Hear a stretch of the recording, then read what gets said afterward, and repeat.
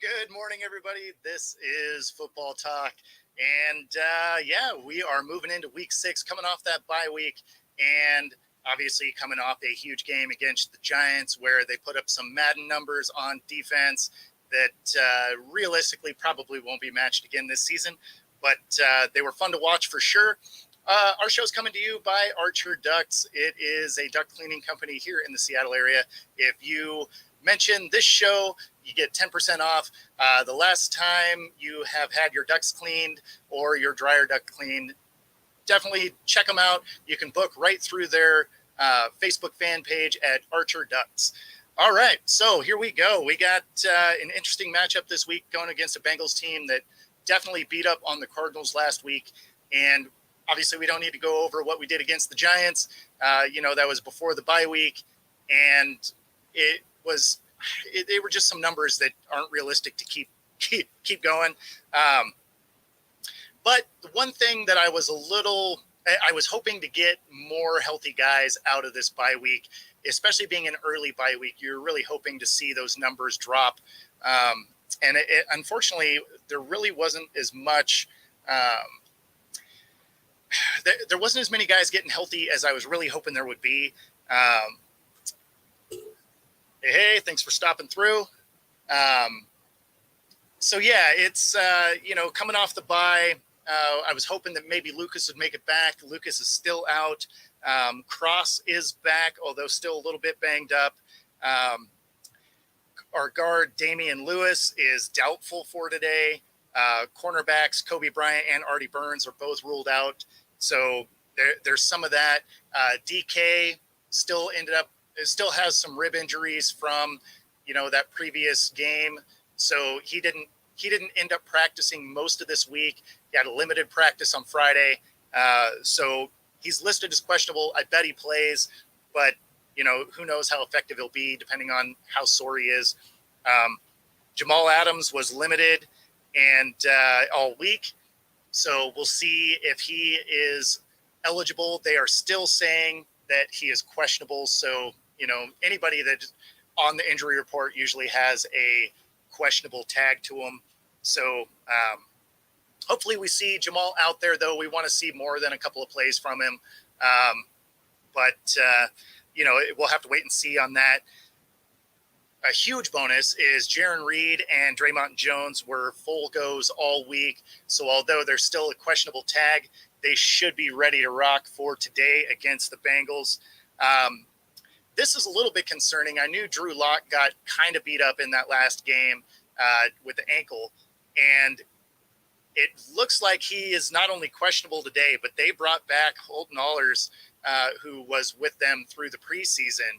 So it makes you think that ankle injury might be a little bit more severe than we thought.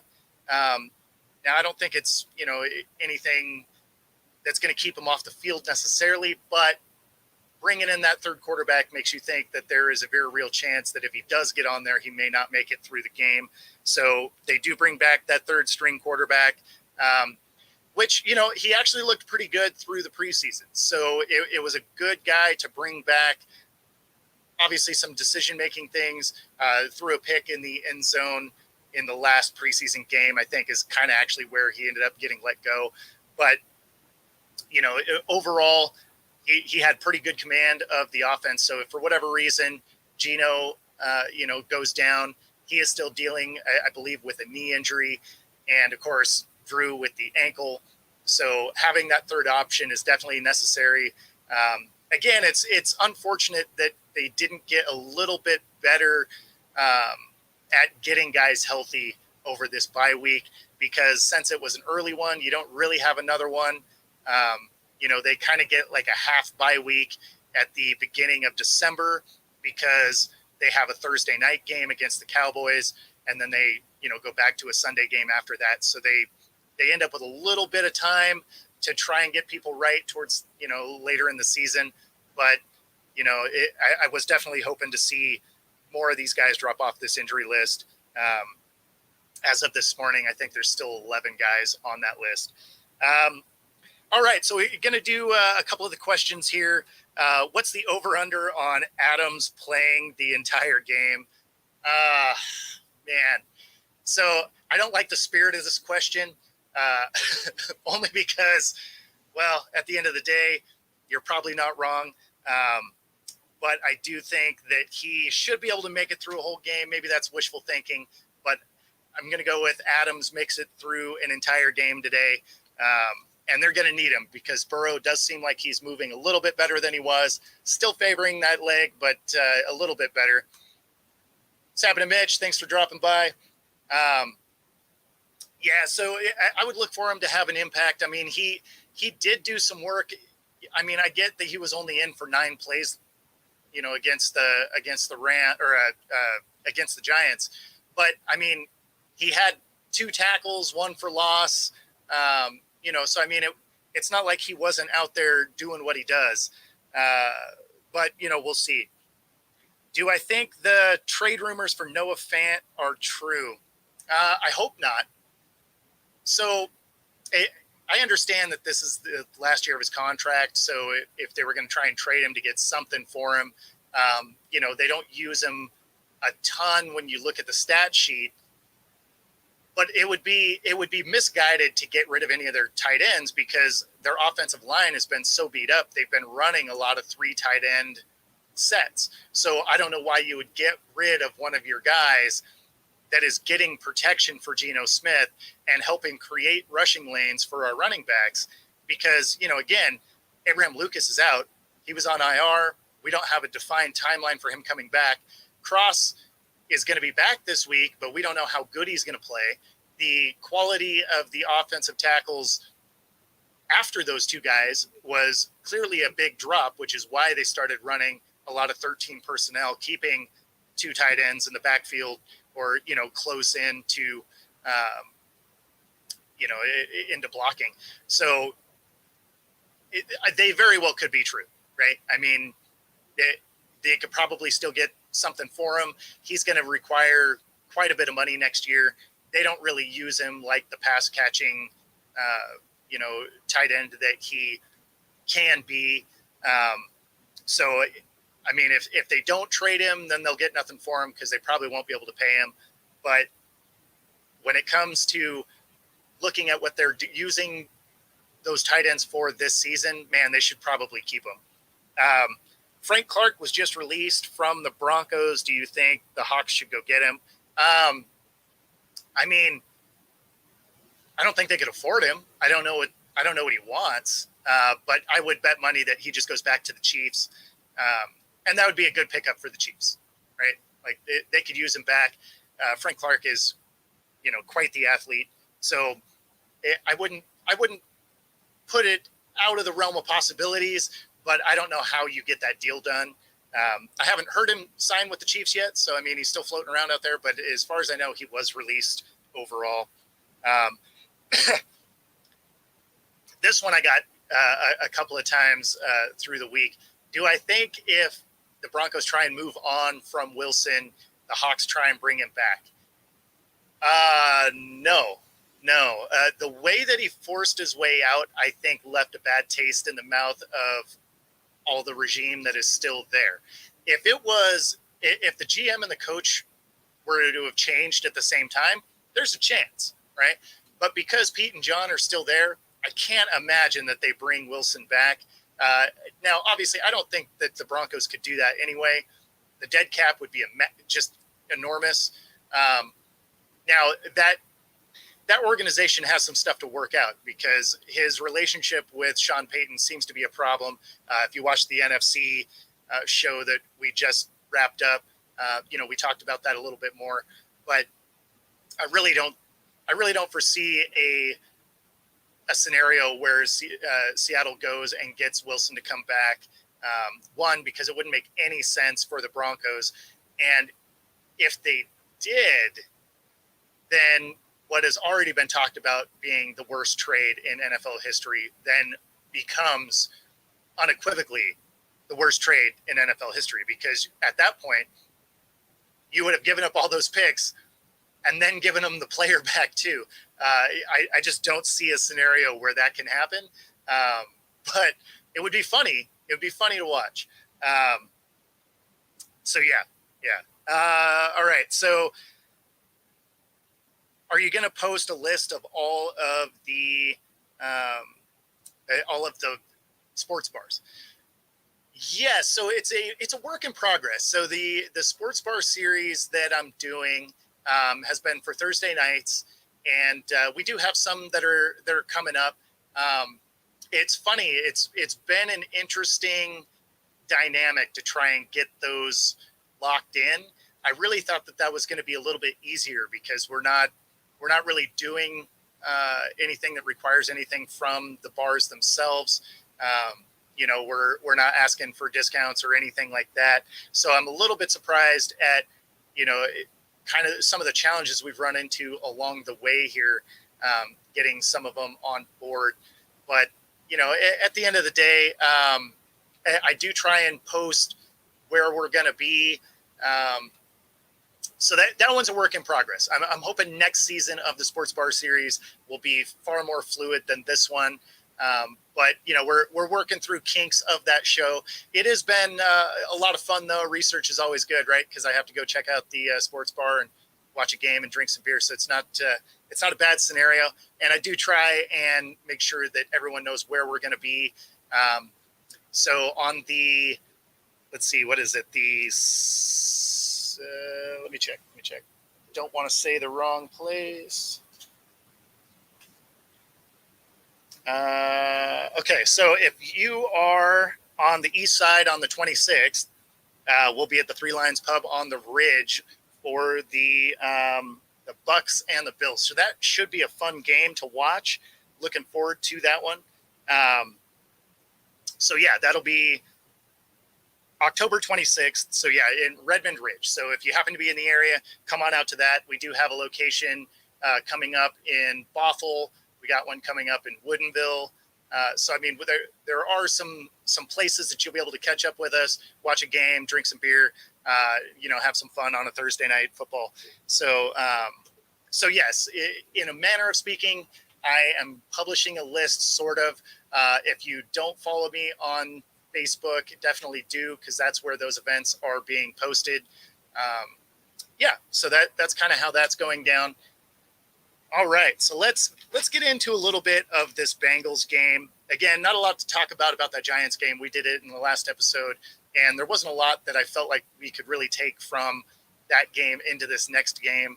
The Giants team really did nothing well. I don't see a scenario where this Hawks defense ends up with 11 sacks again. I don't see anything like that. But I do think they fare way better against the Bengals than the Cardinals did last week. The Cardinals really got beat up on in all three phases of the game. I don't see the Bengals being able to do that against this Seattle team. This defense is getting significantly better as the year goes on. One thing that is, a huge question is whether or not they're going to be able to stop the run, because their last two opponents didn't really have any semblance of a run game. So it allowed our defense to play a little bit different than, they will be able to in this one. And obviously the quality of the quarterback is significantly better this week than it was in the last couple of weeks. That being said, Burrow is still kind of hampered on that leg. And, he's taking most of his snaps from the shotgun. So clearly he's not able to move around and pivot quite the same way he can when he's fully healthy. And against this defense, the front seven has been able to get into the backfield and create some pressures. So, if they can get Burrow off his spot, if he has some soreness in that leg still, they'll have a hard time driving the ball. It'll create some passes that aren't necessarily perfectly on target. It'll take some speed off the ball. And so then all of a sudden guys, like Woolen and Witherspoon and Diggs, they can make an impact on that back end by either, defensing passes or potentially interceptions. And of course, if Jamal Adams can, stay healthy through this game, he'll absolutely be able to get in the backfield. He's a fast enough athlete that he can track down Burrow. So there's a lot of things I'm looking for on the defensive side of the ball. We know what we can do on the offense. This offense can absolutely score. So as long as you have, as long as they don't let, the Bengals get away from them. I don't know that this team is really built to track a team down. They can keep pace. They can play with a lead. I don't know how well they'd be able to do from very far behind, especially because in that scenario, you start to have to get away from your run game. This team is all about the run. So, that's probably the biggest thing is I want to see some not necessarily, they don't necessarily have to be 3 and outs, but I want to see this defense shut Joe Burrow down early. I know there's been some talking between Jamar Chase and our secondary, so that's going to be a fun battle to watch as well.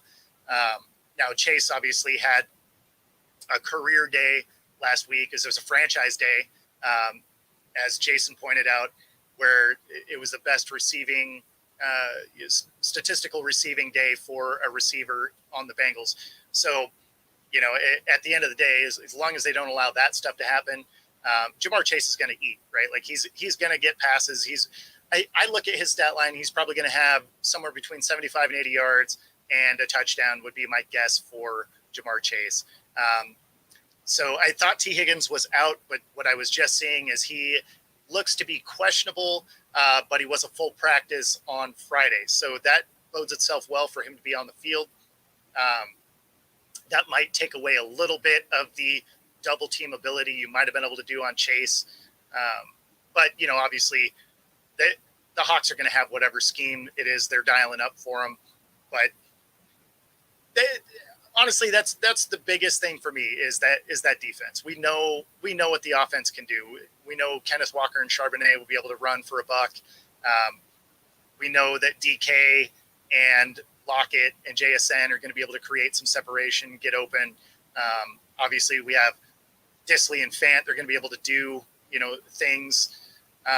So the offense isn't where I worry. It's whether or not they can tighten up the middle of the field because, again, the last 2 games they haven't played teams that have really tested that area. But that's where this team is weak. So if the improvement is actually improvement and not just indicative of the fact that there was teams that couldn't target those areas of the field effectively, that's the biggest takeaway on my end there. This is a game that both teams absolutely need. So the Bengals need it to be able to stay alive in that division. And of course, the Hawks need it to be able to try and keep pace with the Niners because the Niners are absolutely going to go and walk through Cleveland today. There's no Deshaun. So that Niners team, I think the line was 7 points. I don't see a reason they would lose, where they wouldn't win by more than 7 points, especially no Deshaun. You got PJ Walker getting the start.